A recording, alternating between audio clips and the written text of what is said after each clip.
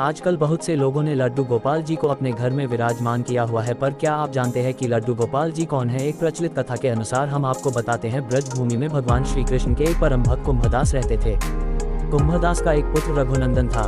कुंभदास हर वक्त कृष्ण की भक्ति में लीन रहते थे और पूरे नियम से भगवान की पूजा और सेवा किया करते थे। वे उन्हें छोड़कर कहीं नहीं जाते थे ताकि उनकी सेवा में कोई कमी न रह जाए। एक दिन वृंदावन से उनके लिए भागवत कथा करने का न्योता आया। पहले तो कुंभदास ने मना किया, लेकिन कुछ सोच विचार कर बाद में वे कथा में जाने के लिए तैयार हो गए। उन्होंने सोचा कि भगवान की सेवा की तैयारी करके वे रोजाना कथा करके वापस लौट आएंगे, जिससे भगवान का सेवा नियम भी नहीं छूटेगा। उन्होंने अपने पुत्र को समझा दिया कि वे भोग तैयार कर चुके हैं, तुम्हें बस समय पर ठाकुर जी को भोग लगा देना है।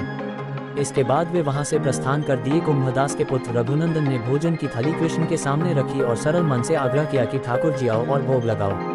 उसके बाद मन में यह छवि थी कि वे आकर अपने हाथों से भोजन करेंगे, जैसे हम सभी करते हैं। उसने बार बार आग्रह किया, लेकिन भोजन तो वैसे का वैसे ही रखा रहा। अब रघुनंदन उदास हो गया और रोते हुए पुकारा कि हे कृष्ण आओ और भोग लगाओ। कहते हैं न, जो सच्चे हृदय से भगवान को पुकारता है तो भगवान को आना ही पड़ता है। रघुनंदन की इस पुकार के बाद भगवान कृष्ण ने बालक का रूप धारण किया और भोजन करने बैठ गए। जब कुंभदास ने घर आकर रघुनंदन से प्रसाद मांगा तो उसने कह दिया कि ठाकुर जी ने सारा भोजन खा लिया। कुंभदास को लगा बच्चे को भूख लगी होगी, वही सारा भोजन खा गया होगा, लेकिन अब तो ये रोज की कहानी हो गई थी।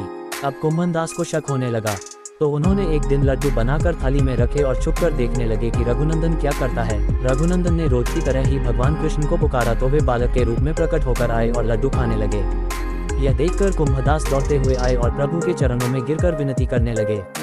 उस समय कृष्ण के एक हाथ में लड्डू और दूसरे हाथ वाला लड्डू मुख में जाने को ही था कि वे एकदम मूर्ति हो गए। उसके बाद से ही उनकी इसी रूप में पूजा की जाती है और वे लड्डू गोपाल कहलाए जाने लगे।